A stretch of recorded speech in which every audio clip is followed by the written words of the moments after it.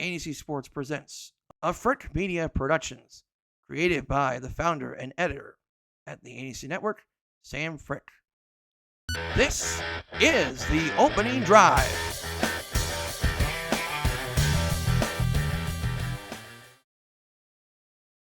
Welcome to episode 4 of the opening drive. My name is Sam Frick. I'm the founder and editor at ANEC Sports, covering schools across Northeast Indiana and Elkhart County. That includes our folks down in Marion and Blackford, Indiana. So we are down to the 5th week of the season. That means we are guaranteed the halfway mark of the regular season. This is the final days of summer before fall gets underway of this season. And before you know, we'll be getting into the postseason action of high school football. As we know, it's right now, it feels like Christmas in September right now for football fans. Is we got some big matches across the state of Indiana that we'll be keeping an eye on this week, but particularly here in this area. There will be one game we'll be talking about. We'll get to that in a matter of moments. Let's go ahead and let's take a look at what we are going to be expecting this Friday for week 5 of the high school football season. First, let's take a look at the Northern Lakes Conference, where we have a big game in the slates from this particular conference. Look at the standings right now. Mishawaka, Warsaw, Plymouth all sit at 2-0 in conference play. Concord Northwood 1-1 in conference play right now for the NLC. Mishawaka, Warsaw both sit at 3-1 overall. Plymouth is 2-2. We don't cover Mishawaka at NEC Sports, but we do cover Warsaw and Plymouth. We'll first begin with the Warsaw Tigers, who sit at 3-1 on the season after a 28-14 loss to Warren Central in week 2. They dominated Goshen and Wawasee in weeks 3 and 4, 37-7 and 41-7. That is to be expected, considering the two teams that they were playing the past couple weeks were favorable matchups for the Warsaw Tigers, as these are two of the lower end teams of the conference standings, particularly with Goshen, who's been on a rebuild for a few years now. But when you look at the Warsaw Tigers, obviously with Warsaw, they run that wishbone offense. That's something we've come to know over the years for Bart Curtis and the Warsaw Tigers.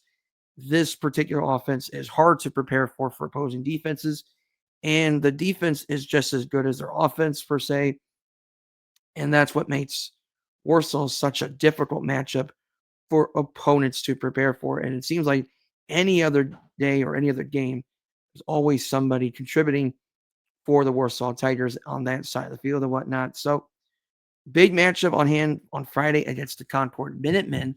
Last season, this was a sectional championship matchup in Class 5A, where Concord fell at the hands of Warsaw at Concord 31-28, as the Tigers would go on to play for the state championship in Class 5A. Obviously, that game is very fresh on the minds of the Concord Minutemen, who have already lost a conference game this year at the hands of Mishawaka in week 3, 38-34. They are coming off a 21-14 win against Northridge Raiders on Friday at Mishawaka, where the Minutemen held on for a 21-14 win against the Raiders of Northridge. And so this is going to be a key matchup, obviously, for both teams. Obviously, for Warsaw, they want to stay ahead of that conference race. For Concord, they want to repeat as conference champions, and for them to do so, they're going to need a nice all-around effort on both ends of the field for Concord. Particularly, obviously, you're going to need Bo Brunner to be great again in quarterback. He threw for 173 yards, 83% completion last week against Northridge, despite no touchdown passes on the game. That's here and there. Obviously, number one for Concord, Reese Brevar, he led away with 96 yards rushing, 16 carries. He provided 2 touchdowns on the ground for the Concord Minutemen. Defensively, it's going to be a key matchup for Concord, particularly up front against the big offensive linemen of Warsaw. Look for a lot of linebacker Derek Gomez to play a factor for Concord this Friday. Also, another linebacker in Dallas Moraria. He had 7 tackles against Northridge, as well as, once again, Reese Brevar, their defensive back, got 9 tackles in that ballgame. So look for Concord to really emphasize on stopping the run on Friday and then forcing some turnovers. Warsaw, a team that usually doesn't make a lot of mistakes with turnovers. Concord's defense is going to have to do a really good job of containing the run, if you would, and more importantly, control the field positioning, control the line of scrimmage, and limit Warsaw's damage on Friday night. Warsaw's going to get their points, and they're going to get their fair share of yardage.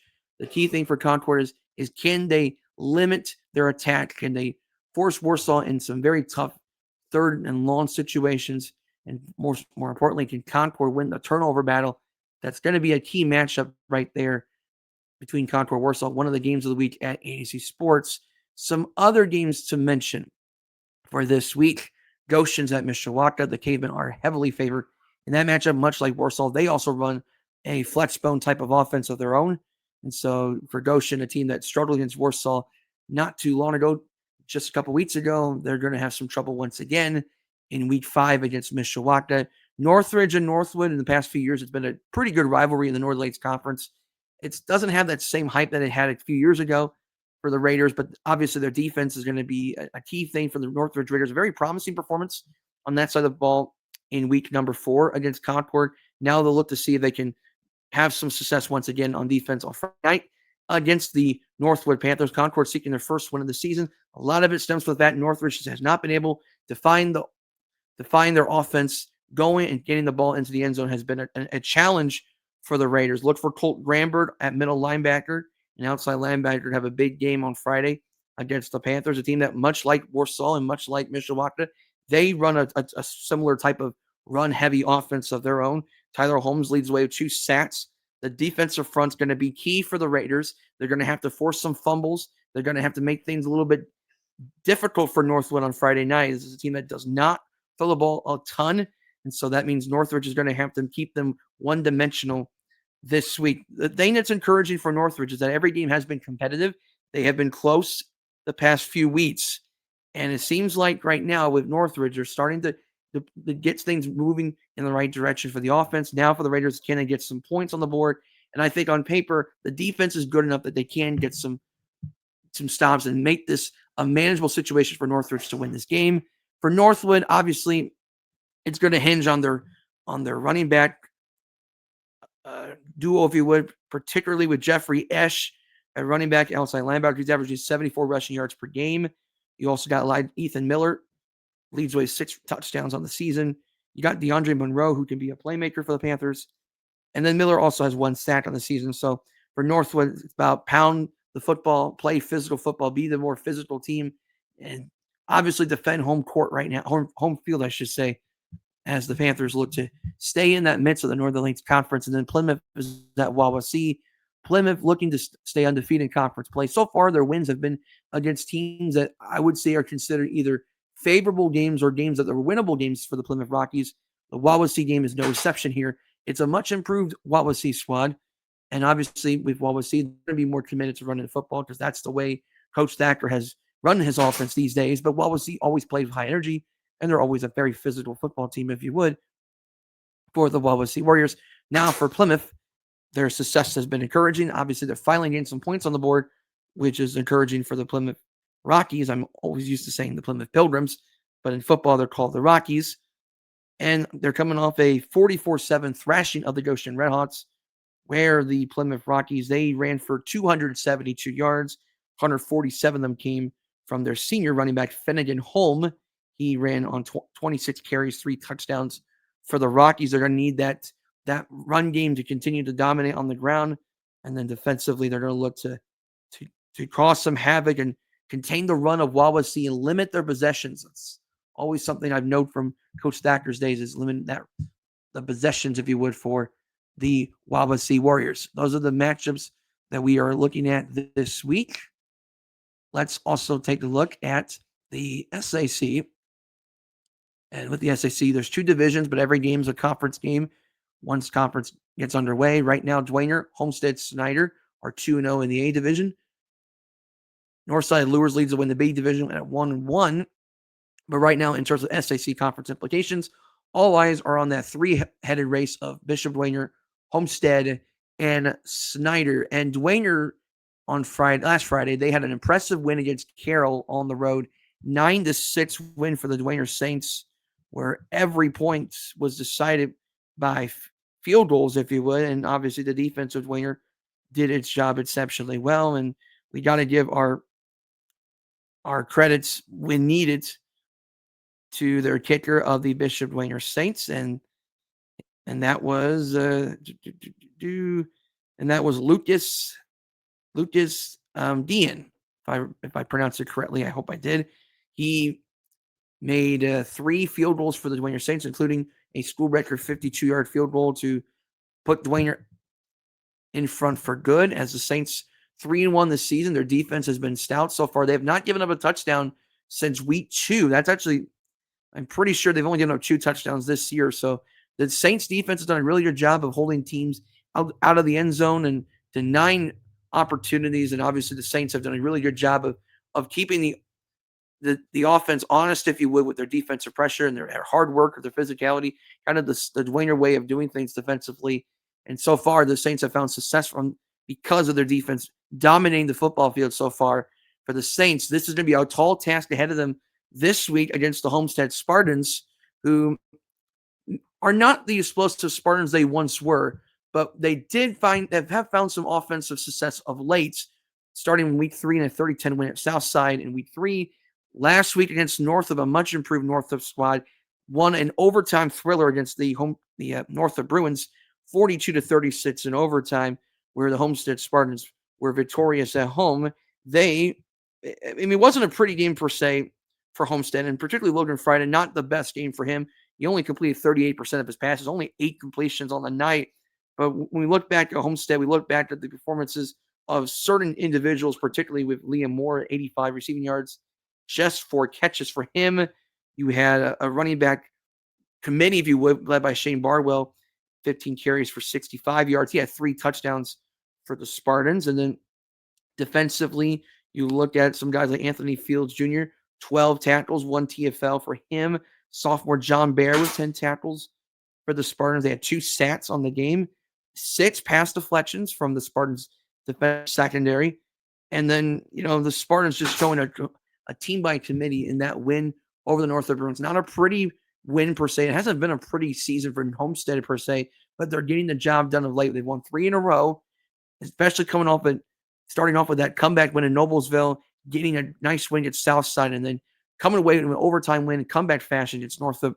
Obviously builds confidence for a Homestead team that's dealt with adversity all season long. But right now they're in an ideal situation of competing for the SAC championship. Snyder, it hasn't been the most ideal Snyder season, not your typical Snyder season of sorts. A 2-2 record, not very Snyder-like, if you would, but they are 2-0 in conference play. They had a 9-0 win at Lures in week 3, 31-18 win against the Wayne Generals last week. And so right now, Snyder's starting to get things going into week 5, a big rivalry game against the Carroll Chargers at home for the Snyder Panthers. A lot at stake in this matchup because over the last few years, it's become one of the top games in the SAC.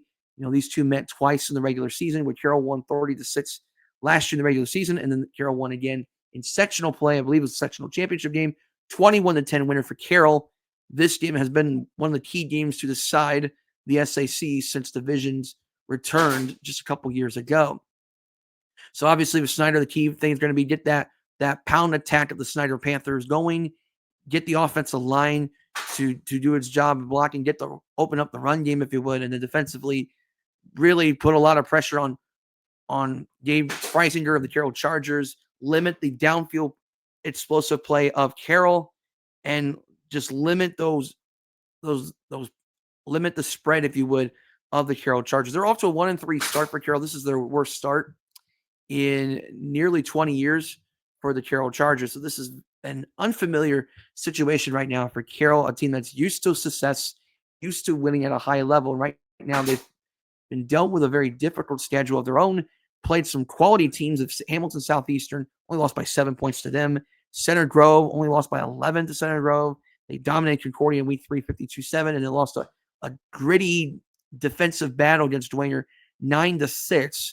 So right now for Carroll, it's a get-right game for the Carroll Chargers, looking to get their season turned around in the right direction. A win at Snyder would be huge for the Carroll Chargers, who are right now struggling to get some points on the board right now. The defense, I feel, has done as well as you would expect from Carroll, but right now there just hasn't been enough offensive output for Carroll to put themselves in a unique position to win on Friday nights. We know Freisinger and Jaden Van Pelt is an ideal quarterback wide receiver combo there, but we like to see others contribute more consistently. Harrison Shealy is in one guy to watch there for the Carroll Chargers. And then defensively, when you look at Carroll, I think one name to take away from Carroll, Obviously, the defense done its job well, holding Dwayner to just 63 yards receiving. They did have some trouble on stopping the run last week against Dwayner, particularly with Augustus Tippmann. Who ran for 172 of their 218 yards rushing last week against Carroll. I look for the Carroll front to do its magic on Friday night, particularly with three guys I would like to highlight for Carroll, and that is Evan Brubaker, Coleman Tipton, and then lastly, I want to mention Eli Newhouser, who I think is becoming a big name on the defensive side of the SAC. Those three combined, they combined for, 41 yards, 41 tackles, I should say, for Carroll, alongside a couple TFLs in that process. So Carroll's defense has done its job, but can they get some offense? Can they get some points on the board? That's going to be the question for Carroll. And obviously, Snyder has had their fair share of ups and downs along the way. They've had some trouble stopping the run this year on a consistent basis. So that could be something to keep an eye on Friday nights. Can Carroll get some open looks? Can they open up the offense a little bit and get Freisinger and Van Pelt into ideal situations? And also, more importantly, for Carroll, is going to be obviously taking care of little things, take care of the football is going to be a crucial part for Carroll this week. Some other games to mention from the SAC that I would like to highlight here. Northside at Bishop Luers, a sneaky SAC matchup between the Legends and the Luers Knights. Northside coming off a 49-14 winner against the Concordia Cadets. And with Northside, they obviously have weapons. They're obviously an exceptionally talented football team, if you would, for the Northside Legends. Last time around before that game, they had some trouble getting some offense against Northam. They made some mistakes against the Bruins. Clearly, they cleaned it up last week against Concordia. And then, obviously, with Northside, Jaden Rivers had a monster game, probably his best game as a quarterback for the Legends, 23 of 32 passing for 398 yards, 6 touchdown passes for the Legends, no interceptions in the process. Look for Northside to really pound Luers' defense and get the secondary tested against the aerial attack of Northside, led by Malik and Sebastian Moore of Northside. Look for the Legends to really utilize their athletes in the air attack for the Legends. For Bishop Luers, the key thing is, can they take care of the football? Can they get some red zone scoring for Luers right now? They're having trouble getting some points right now. This is their worst offensive season since 2006. They're not scoring at a consistent level. They're playing a lot of young guys right now. They're also dealing with some injuries at Bishop Luers. A lot of question marks for Bishop Luers' offense as they get into the halfway mark of the season. Look for Luers to really get some confidence back in offense. Get the confidence these young guys going as we get to the halfway mark of the season. Other games to mention, Northam and Concordia. Normally this would be a toss-up game, but I would imagine with Northam's start to the season, which is currently at 3-1, I would imagine Northam will be heavily favored for David Cowson, Quay Guilford, and the Northam Bruins in that process. South side of Wayne is a toss-up game right there. I could see this go either way. Southside, I think, has been more competitive of the two so far. They've had a couple of close games so far this year, particularly that Marion game is when I look back on and say that's probably a game they probably could have had back. But at the same time, Southside has struggled to find consistency on both ends of the field on Friday nights. Look for the Wayne game to be a big game for the Southside Archers. Get that first win of the season. Really start to build some momentum as we get into the month of October and really start thinking about playoff football. Let's go ahead and talk about our game of the week in the Northeast State. And we'll go ahead. Before we get to our game of the week, let's actually talk about some of the other matchups going on this week. We'll begin with DeKalb and Columbia City. And when you talk about the DeKalb Barons, and this was a team that going into the season, they were expecting to be a contender, a fringe contender, if you would, in the Northeast State. And that was something Ryan Robertson was setting a high bar for this DeKalb program. And the Barons have shown that they can compete with anybody in this area. They have pretty much been in every game this year. And so they had a couple of good wins going into the East Noble game. You knew with Robertson's connections to East Noble, you knew with the rivalry between East Noble and DeKalb that there was going to be extra motivation for the DeKalb Barons, looking to be a spoiler in that Northeast State race, if you would. DeKalb was up 14-13 with 59 seconds to go in the ball game. It came down to 4th down and goal, about 4 seconds left in the game. And Riley Biddle runs it in for the game-winning touchdown, and then the 2-point conversion was good as East Snowball held on for a 21-14 nail-biting win over the Cal Barons. And that's critical because that big matchup we'll talk about next or later on the NEH section, that's a critical game that usually decides the Northeast State. Riley Biddle, 9 of 18 passing, 136 yards. He also ran 20 times for 117 yards and 2 touchdowns. Austin Phillips, 22 carries for 147 yards and a touchdown. Did I mention he's only a freshman?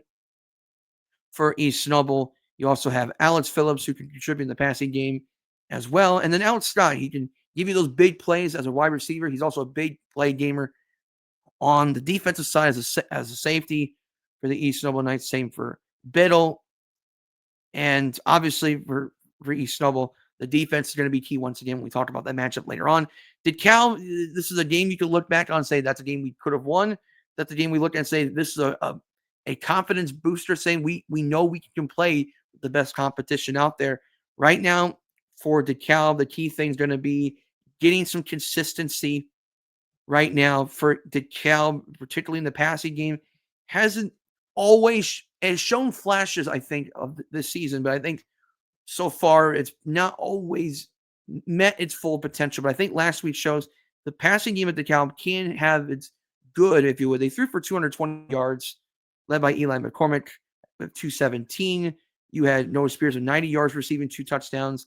Xavier Bell with 88 yards receiving on 7 catches. So Bell and Spears are going to be 2 names to watch in the passing game for DeKalb. Obviously, they'll need Brady Kohler to have a big game this week against Columbia City. He only ran for 44 yards against a very good East Snowball front. And look for Xavier Weiss to have a little bit of an impact on a variety of different situations for DeKalb as well. And then defensively, they're going to have to stop the run of Columbia City. That's a team that's known for the run game. So look for Kohler to play a big role once again for the Barons. Look for Drake Hall to have a big game. Spears with 16 tackles last week against East Snowball. I look for Spears, a strong safety, to have a big game as well. Put some pressure on Gabe McDevitt, their quarterback, and then contain Gavin Smith of Columbia City. This is a game that they've struggled in recent years, but DeKalb has had a history of success with Columbia City as well. Look for the Barons to try to get back on the win column and maybe, just maybe, pull off some might say a minor upset at Columbia City against an Eagle squad that suffered a setback against Huntington North. They were down, I believe they were down 14-0 at the start of the game, down 2 scores early on. They did come back to make it close, but at the end of the day, Huntington North was victorious in a 21-14 Vikings win, their first win against Columbia City since 2009. That's a team at Huntington North that was winless going into that week. They get that first win following a very difficult first 3 weeks of the season against 3 winning teams in Eastbrook, Northup, and East Snowball. They finally get on the win column against Columbia City. They'll be favored this week at Belmont against a Braves team that has not won in 36 games.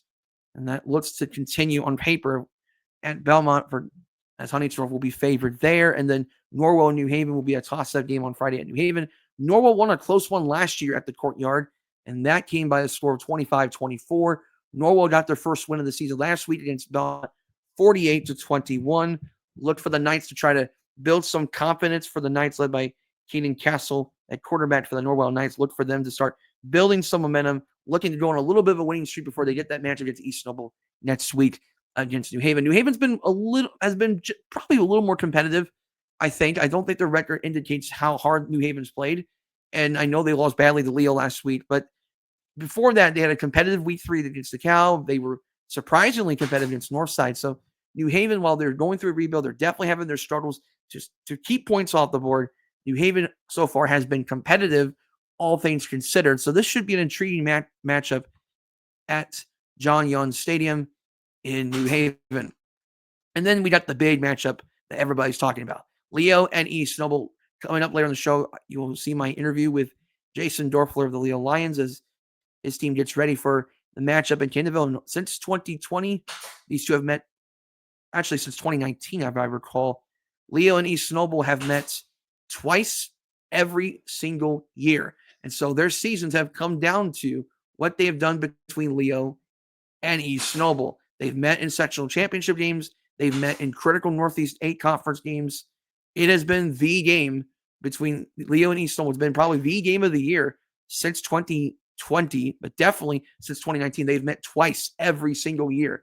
And so Leo or East Snowball seasons have mostly ended in that particular matchup, unless it's East Noble making a run to the state finals or Leo making that run to semi-state in 2023. It's mostly, their seasons have mostly ended in that particular matchup. And for Leo, the Lions have had, obviously everybody's starting to talk about Nathan Foster, and that is valid. He's having a monster season for the Leo Lions. Nate the Great, maybe the best running back in all of Northeast Indiana.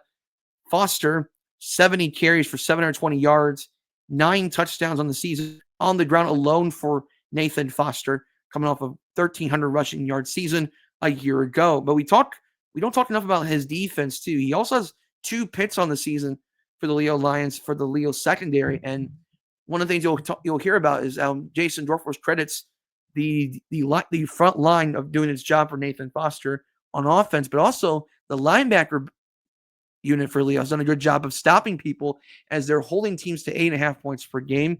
You also have the quarterback of Titus Siller, who has slowly improved over the course of the season. He had a rough first game, but outside of that, he's done a really good job, all things considered, since that first game. He's now throwing for 64% completion, 392 yards passing, 2 TDs, 1 pick. They're not going to throw the ball as much as they have been in the past, but this is a team that still can utilize that passing game when needed with this unique spread offense, if you would, for the Leo Lions. Another guy I like is Brett Souter, running back, linebacker, just a presence on the defensive side of the football for Leo. You got Isaiah Kuhlman on the offensive, defensive lines, a key player there. Sam Snoffer, their tight end linebacker, key player on both sides there. Isaiah Detmer, the defensive back. They got a lot of heroes on this Leo squad. Obviously, it's a hardworking Leo team, and that's something that's very similar when we look at that match between Leo and East Noble. You got 2 teams that play extremely hard. You got 2 teams that play tough football, especially East Noble. That is a signature thing we recognize with East Noble is they play very tough smack mouth football. That's always been East Noble. It's been that way really since I was a kid. So that has not changed at all with East Noble. And going into Kinderville, it's going to be a rowdy environment, maybe perhaps hostile for Leo, for the Leo players coming in as a visitors.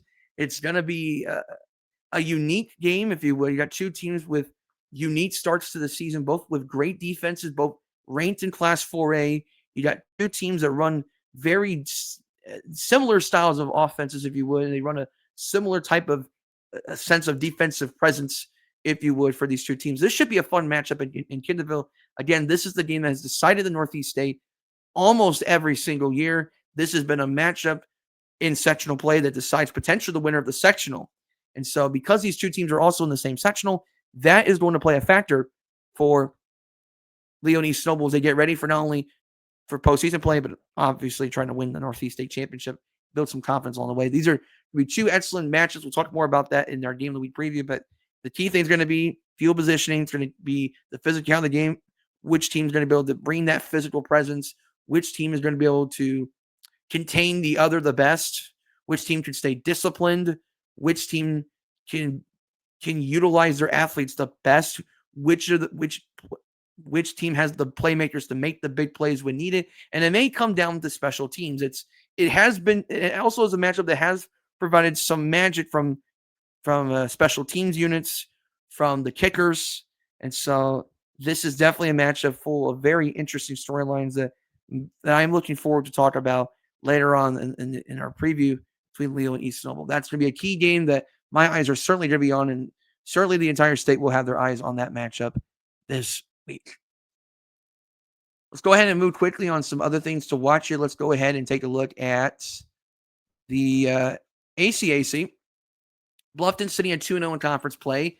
They're 4-0 in the season, coming off a dominant performance against the Woodland Warriors, 42-7 at Woodland. They will be favored once again this week at Jay County. Although in past meetings, Jay County has been kind of sneaky against Bluffton. Last year, it was a less than ideal matchup for Bluffton, and it was a much closer game than we expected last year, 34-25 Bluffton. This time it's at Jay County. Bluffton looking to continue their winning ways as they get ready for that county rivalry matchup a week from now against Southern Wells at Bluffton, which will be their homecoming game, if I recall, against Southern Wells. And then they'll have a critical game at Heritage in week number 7. And then obviously not too far from now, we'll have the matchup against Adams Central week 8, which could very well decide the ACAC altogether. Keep in mind, the ACAC has a tiebreaker system, so every conference game matters in this particular conference. Other games to watch in the ACAC, Blackhawk Christians at South Adams. In a non-conference game, South Adams should be heavily favored in that matchup. South Adams destroyed Heritage in week 4, 42-14.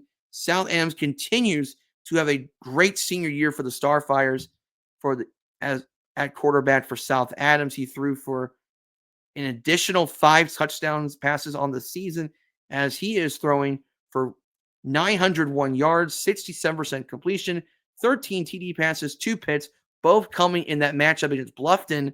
It's been a great senior year for Titus Lehman so far for the South Adams Starfires. And obviously look for the passing game to be a problem once again for the winless Blackhawk. Sorry, not winless.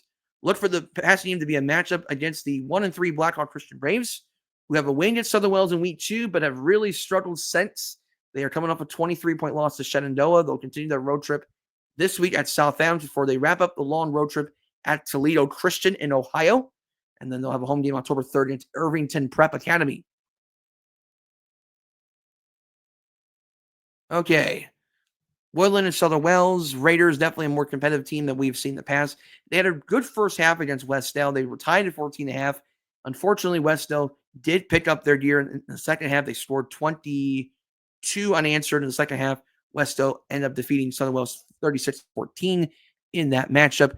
Woodland, they are 1-3 as well. They're coming off a win at Central Noble 31-8. In past meetings, this was a guaranteed win for Woodland.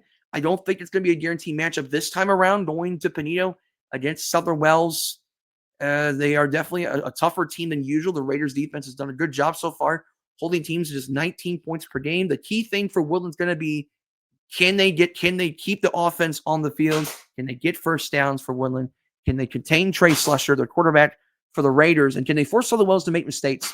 That's going to be something to keep an eye on for Woodland. Numbers are going to favor Woodland because they're obviously a bigger school than Southern Wells. But for Woodland, they've got to take care of the football. They've got to keep the offense on the field. They've got to put pressure on Southern Wells' defense because right now Woodland's having a lot of trouble getting their offense moving consistently, and it's really hurt their defense as well.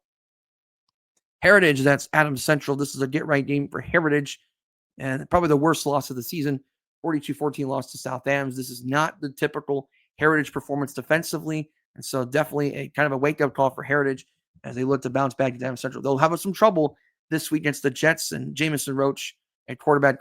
Him alone is obviously a problem, but the Jets, they have plenty of playmakers as well for the Adams Central Flying Jets. And so big matchup on the road. Heritage is going to have a tough game at Adams Central. They have struggled to beat the Jets over the past decade or so. And so this is going to be a tough game, a critical conference game to keep Heritage alive in the conference race, but they're very much true underdogs in that grand scheme of things. Taking a look at the CIC, Eastbrook comes in at 4-0 on the season. Miss Sonoma 4-0. They're both 2-0 in conference play. Eastbrook, they're coming off a 10-point win, a crucial win against Alexandria last week in week 4.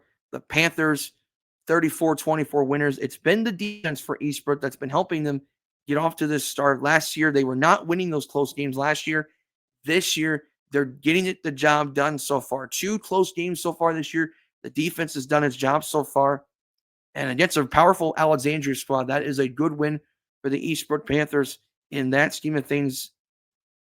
They really did a good job of just containing the run of Alexandria and making life a little bit more difficult for Brady Guest. He did throw for 197 yards, but he did not throw for any TD passes. He also threw for 2 picks. And so Eastbrook's defense, once again, making plays. And that's going to have to continue over the course of the next several weeks. They're going to be favored the next 2 weeks at Blackford and Elwood. But after that, these final 3 weeks of the season, they are going to be just a complete whammy of a final 3 weeks of regular season. It's going to be bam, bam, bam with Madison Grant, Mississauga, and Oak Hill all coming to Eastbrook in the final 3 weeks of regular season. That very well could decide the Central Indiana Conference. Elwood's at Madison Grant. Madison Grant with a disappointing loss at the hands of Oak Hill last week, 28-20 at Oak Hill. That's a team they won by 20 points last year. And this time around last week, they struggled badly against Oak Hill's defense. And so this is a get-right game for Madison Grant against Elwood. They haven't really been tested, though. As dominant as they've been so far this year, Madison Grant really hasn't been tested at all. so far this year. So it's not going to get any better in terms of the schedule. They're going to play two favorable matchups in Elwood and Frankton. Those are actually going to be the final two home games of the season, guaroguaranteed. And then they're going to be on the road for the final three games. And it's a murderer's road for Madison Grant with Eastbrook, Alexandria, and Mississinawa. So again, those are three critical matchups to keep MG alive in the CIC. But right now, the Argyles need to get things going the right direction. They need a couple get-right games before they get into that critical match against Eastbrook. And then Oak Hill's at Frankton. Great win for Oak Hill. 28-20 winners against Madison Grant. Really needed that game after a disappointing Week 3 performance against Mississinawa. Really good win against the Argyles and Madison Grant in Week 4. We'll see if they can keep things going in a favorable matchup at Frankton.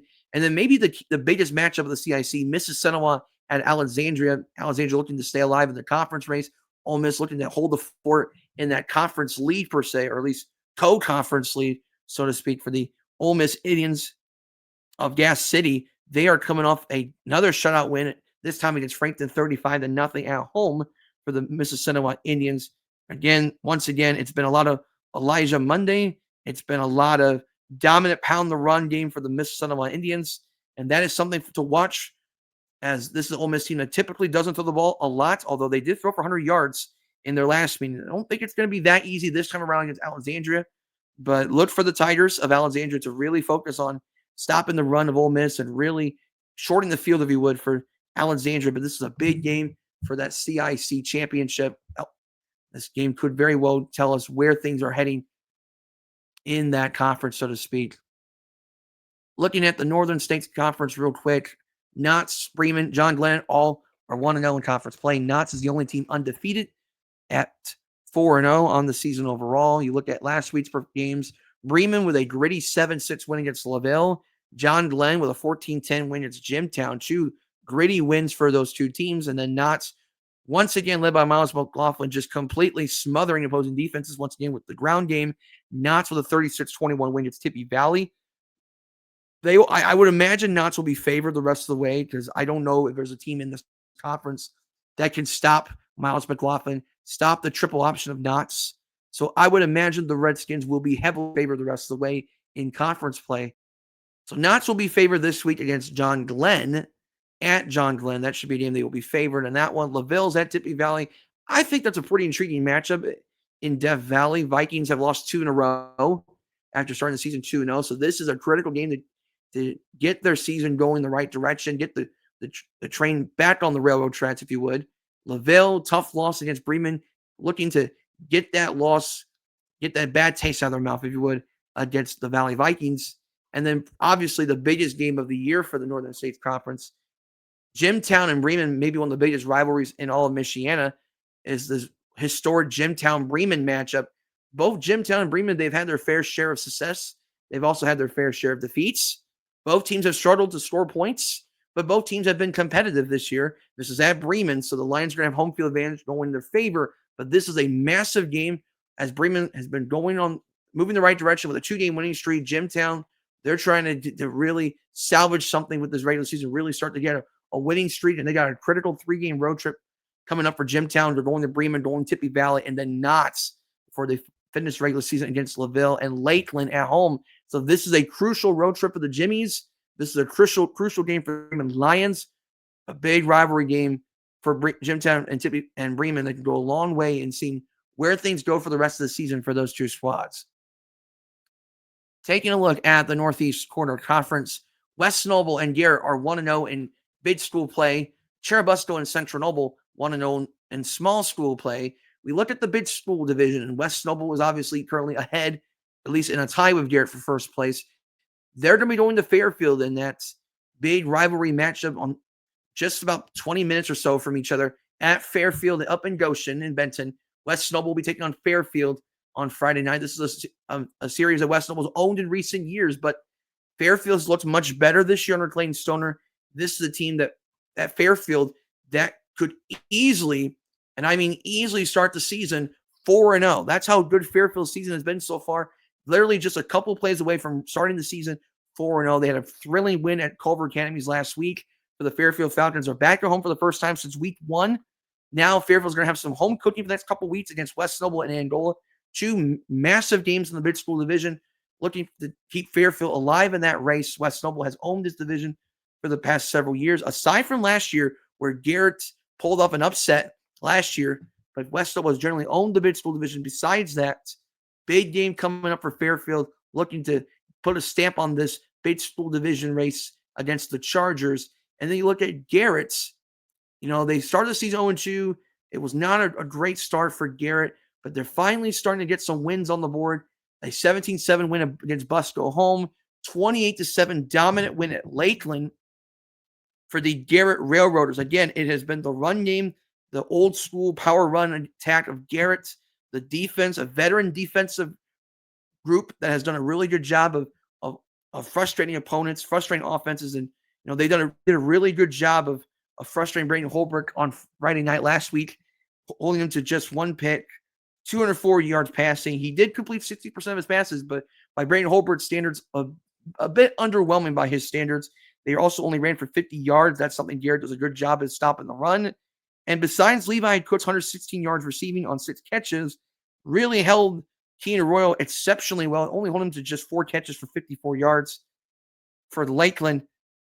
Garrett obviously is going to need to continue to take care of the football. They're going to need to make sure they keep the offense on the field, run the clock down, get this run game going. And so far, they're seeing a couple of guys doing their job with Brandon Newsbaum and Alex Guzman leading the way on the ground for Garrett. The defense, led by Aiden Hunt, has been exceptional for the Garrett Railroaders as well.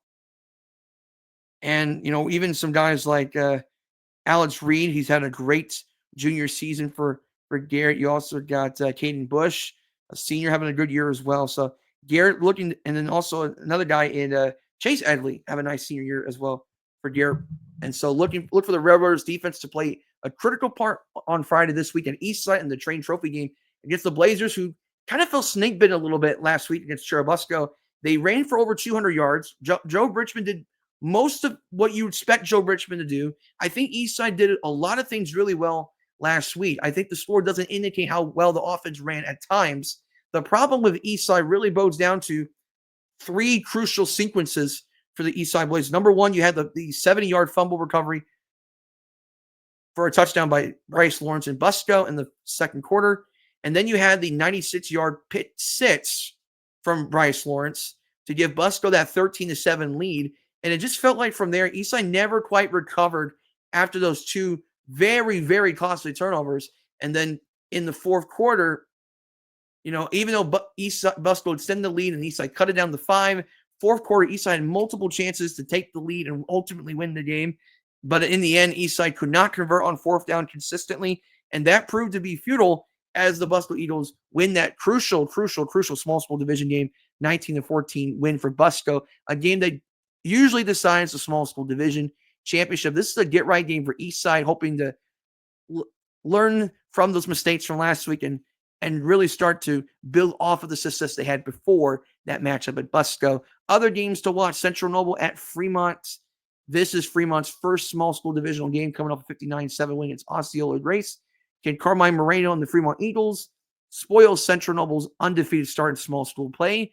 Central Noble, their first win for the Central Noble Cougars since the sectional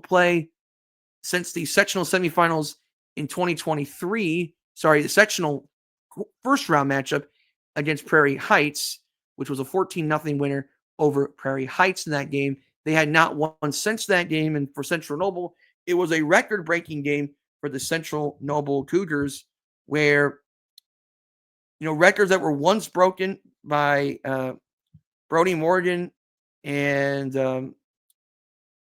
Connor Fish, those were broken last week at home against Prairie Heights in a 35-26 win. You had Trayton Fletcher, 30-47 completions for 492 yards and 4 TD passes, 2 picks, but the 492 yards passing is a school record for single game passing yards. And then for receiving yards, senior Nick Freeman, we know him from basketball, 9 catches for 213 yards, 2 TD catches. The 213 yards receiving is a new Central Noble record for receiving yards. Keep in mind, Central Noble is not known for throwing the football in their entire history, but in recent years, they've become more willing to throw the football, if you would, or the Central Noble Cougars. Again, big matchup at Fremont against the Fremont Eagles. The key thing for Central Noble is, can they tackle well against Fremont's offensive line, and can they hold down Carmine Moreno?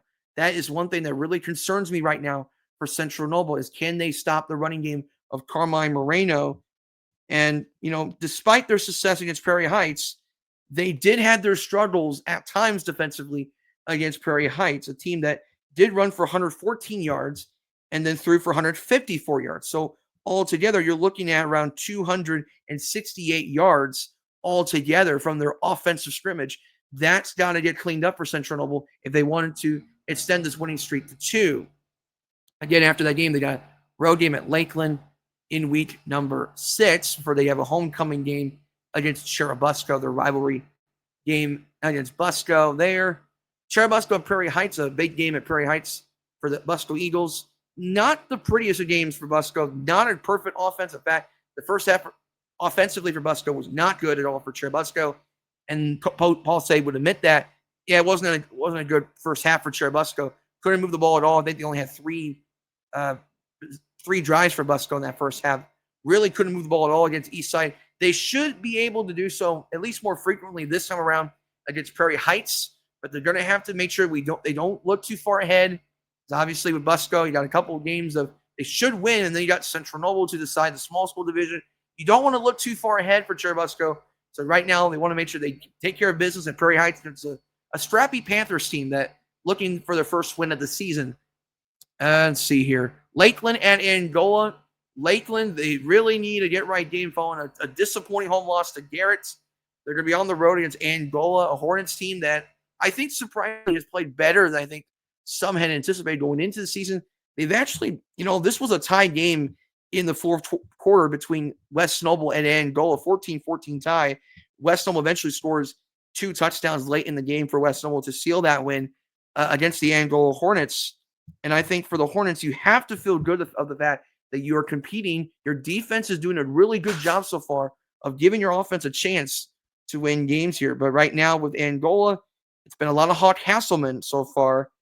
They're going to need Hawk Hasselman continue to stay healthy and do his thing. They're going to need Brady Ravens to play well against a really athletic Lakeland squad.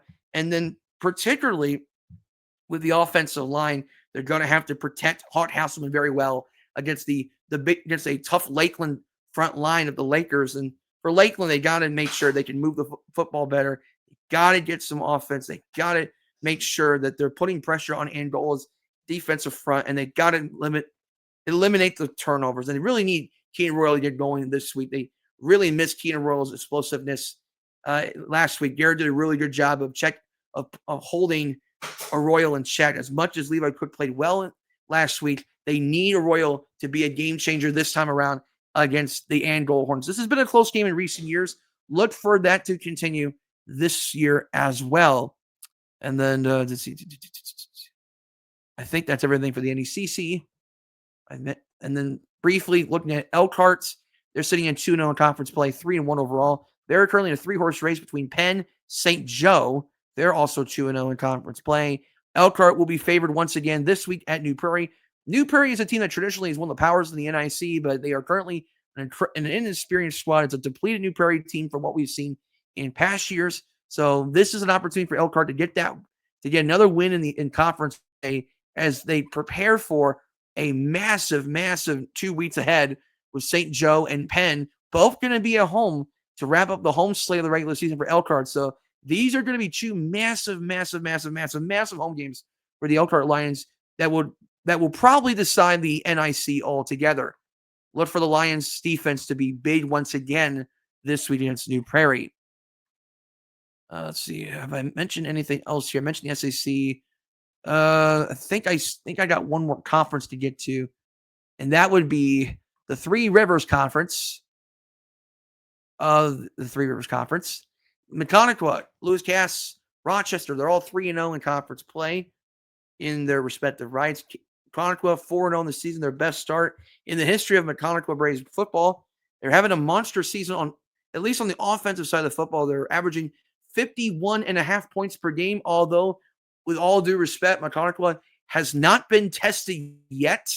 They really haven't played a lot of quality teams yet. I mean, you could argue Carroll Flora was probably their toughest team up to this point, in which that was a 41-21 win for McConaughey. But other than that, they really have not been tested at all this year. It's going to start to change a little bit beginning this week against Peru. The Bengal Tigers of Peru are currently sitting at 1-3, a very competitive 1-3 Peru squad. They had a 9-point loss to Northwestern last week. The week before that, a 2-point loss to Lewis Cass. So this is definitely, I would imagine this will be a trap game for McConaughey. They really got to be careful about overlooking the Peru Bengal Tigers. This is a team that's been a contender in the Three Rivers Conference in recent memory. So this is the team not to underestimate for McConaughey per se.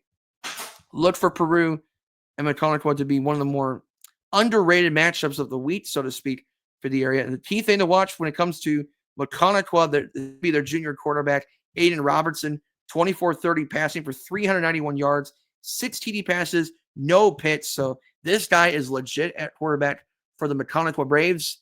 That is something that Peru has got to contain this week. And when you look at the ANEC sports perspective of things, looking at what's ahead for the Wabash schools and Rochester. Rochester, big game this week against Lewis Cass, a team that is coming off an 18-14 win for Lewis Cass against the Squires of Manchester, a powerful Manchester offense, one of the better offenses in the entire state. And Lewis Cass did an admirable job of holding the fort against Dallas Martin, quarterback for Manchester, holding them to just 46 yards passing. And on the ground, they did run for 287 yards. But really, when you look at Manchester's running game, there wasn't a lot of big-time explosive plays from the Squires. I mean, Martin obviously was the key positive note for the Squires on the run game, but really they weren't as explosive as we normally have seen from the Manchester Squires. And I think a lot of that is credit to the defense of Lewis Cass. And particularly, you had a couple of key moments, including an interception from Tyler Grist for Cass as well. Couple of key moments there, and then also Julian Davison with 8 tackles for the Cass Kings. So defense is going to be a key theme to watch here on Friday night between Lewis Cass and Rochester Zebras. Obviously, they were favored last week. They destroyed Wabash 56-7. And the Zebras, again, I said that they were going to run the football more this time around against Wabash. They did last week against the Apaches, led by Brant Beck. Again, 10 carries, 203 yards, 3 TDs. It's going to be a battle between two defensive powerhouses in Cass and Rochester. Can the Zebras of Rochester, can they continue to move the football well against a really good Cass defense? I think that's going to be a key thing to watch at Rochester there. Manchester looking to get right game at home against Northfield. Northfield is winless on the season. They lost to Southwood 27-12. Scoring has come in a premium for Northfield. Manchester did not have their best performance against Lewis Cass on the offensive side of the ball. They'll look to get things right this week and get back above 500 against Northfield. They'll have a couple of favorable games over the next couple of weeks against Northfield and then at Southwood and at Whitco. And then we're right back to a couple challenging games to wrap up the regular season for Manchester, with McConaughey and Peru coming to North Manchester. Whitco is hosting Northwestern. Northwestern, a couple wins as of late at Southwood and Peru. Close wins, but still wins nonetheless. Whitco has had their struggles of late. We'll see if Whitco can show a little more competitive fight this week against Northwestern at home. And then Southwood looking to go 2 in a row, looking to go on a 2-game winning streak at Wabash. The winless Apaches. Well, let's just say defense has been an issue for Wabash. Stopping the run has been an issue. Look for Southwood to really emphasize the run game this week against Wabash, because that apparently is an Achilles heel for Wabash's defense. And let's see. I want to make sure. I think there's one more I got to mention here. And that would be the Marion Giants, 1-3 on the season for Marion. And they are starting conference play this week when they host Muncie Central. This should be an intriguing matchup because neither team is the best out there. They're both 1-3. They've had their fair share of good, fair share of struggles. A lot of question marks for both teams entering this week. Muncie Central, the problem seems to be they're having trouble scoring points. For Marion, they're having trouble stopping people. Marion's defense has been a problem. Muncie Central's offense has been an issue. So one of these two teams has to do something well enough this week. Will it be the structure of Muncie Central's defense, or will it be the athletes of Marion, led by Tim Jones, of the Marion Giants. We'll see what Marion can do this time around at home. This is a winnable game for Marion as they look to start NCC play, 1-0 in conference play. And so that is where we're at with the opening drive. And I will turn over to my interview with the head football coach of the Leo Lions, Jason Doerffler, as we preview the matchup with East Noble. Joining me is the head football coach of the Leo Lions as his team prepares for a critical Northeast State against the East Noble Knights in Kendallville. Coach, how are things going for you and for your undefeated Leo Lions? A very interesting start to the season, but still nonetheless an undefeated start for your Lions. Yeah, thanks for having me. We've had a good start to the season, and we've had a good week of practice up to this point, and we're really excited about Friday. Huge game, as always, with East Noble, and they have an excellent football team, and we're ready to kick off on Friday. That is for sure. And obviously, Leo, they're one of the top teams in Class 4A for the past few years or so.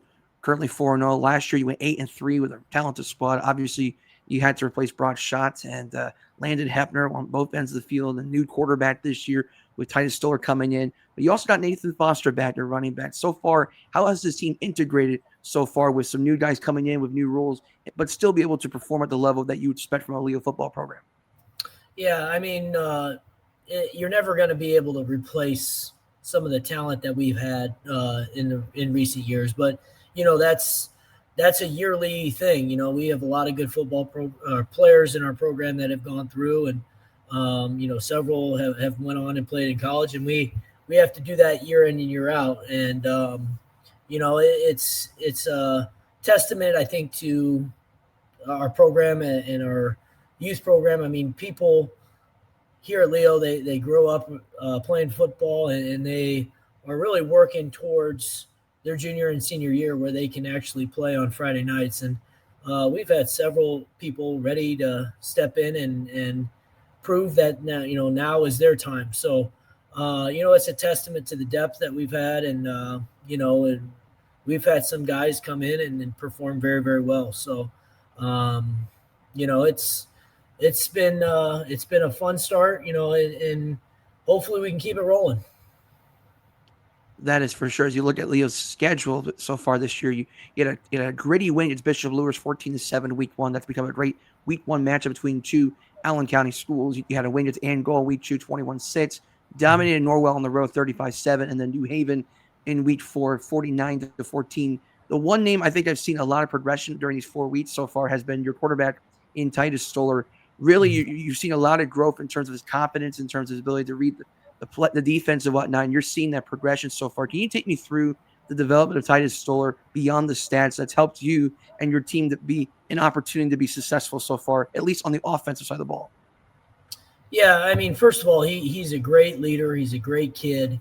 He's waited his time, and now that the opportunity has been presented to him, he has ran with it, and just a very gritty type of a player. I mean, he's the type of player that you want to follow. He will put his head down and get the tough yards, and he's not afraid of anything. And sometimes we have to tell him to slide and get out of bounds, but he's just not that type of player. I mean, he's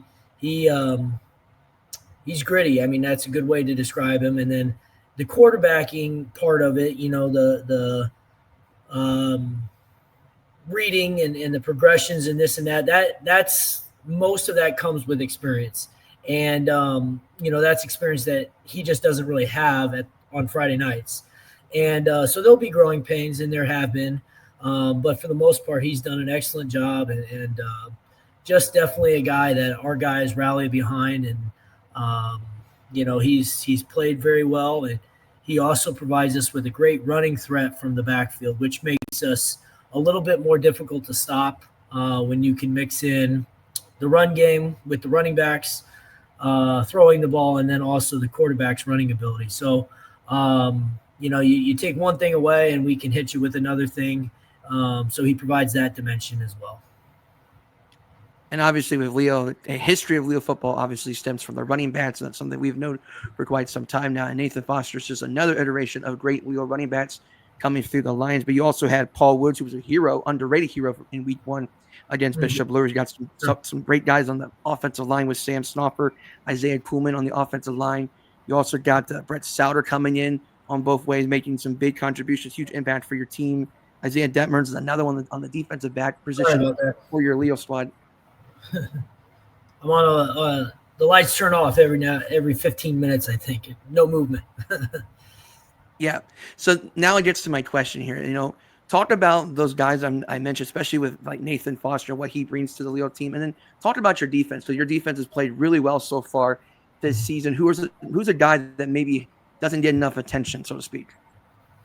Yeah, I mean, all those guys that you mentioned have done a great job, defensively. But, I think it starts with our front.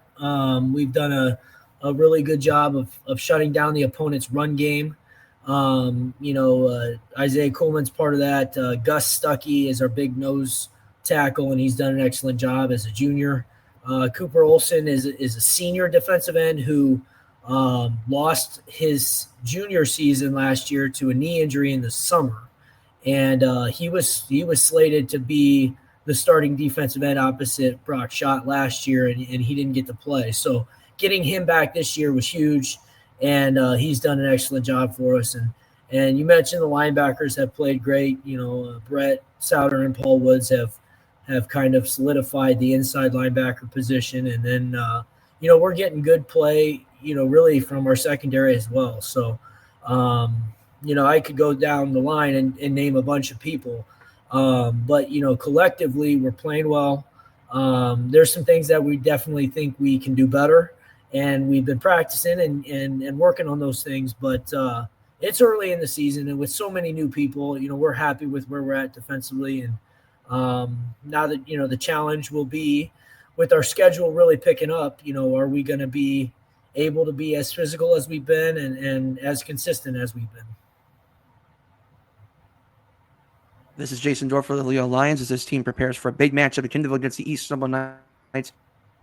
You have been the head coach of the Leo Lions since 2022, if I remember right, for the Leo Lions. And obviously you've dealt with a lot of great games, big moments in the Northeast state. And obviously every single year, it seems since the last 6 or 7 years or so, Leo East Snow has been the marquee matchup of the Northeast state, if not the entire 2-6. So you're in the same sectional as well. So this is a consideration to get you ready for the postseason. At some point he's playing. You may have to face East Snowball again at some point in the playoffs. Obviously, the East Snowball, they made it to state again last year. They have an elite defense. They return a lot of guys back on that end. Riley Biddle's great at quarterback and safety. You got the Phillips kids of Austin and Alex Phillips, what they can do on the offense and the defensive front. And Alex Scott is one of the top defensive backs in the entire state in terms of what he can bring. Can you talk about that matchup with the East Snowball Knights? Because I think on paper there's going to be a physicality element to the game, and then there's going to be a sense of a defense going to be a key theme here on Friday nights. Yeah, I mean, East Snowball and Leo, I believe, have played each other twice for the last 5 seasons. So the Week 5 matchup generally has had an impact on the NECC Conference Championship, and then we've met each other in the postseason every year for the last 5 seasons as well. So, they're an excellent football team, excellent football program. They're going to be well coached. They're physical. That's the thing that really sets them apart. In my experience with these games, they've all been extremely hard hitting and physical. And that's kind of how we like to pride ourselves. We want to be the more physical team each and every week. And I think that's how they see football as well. They want to beat you up and then also execute at a high level. And they've done that, as long as I've seen them and been around. So, the challenge with all those great players that you mentioned will be, can we execute our stuff at a high level and also do that with a great amount of passion and physicality and, contain those guys that you mentioned, because they got a lot of good players and they're well coached and they get in great positions and just a really good team. So we're going to have our hands full, no doubt. Mm-hmm. I want you to take me through what it's like to play a game quite like this with East Snowball and Leo, because you went to an SAC school where you had big rivalries every year with Concordia and Lures and Dwayne. And then when you was coaching Northup, you had the Snyder game there as well. What's unique about a Leo East Noble football game that maybe distincts itself differently from others?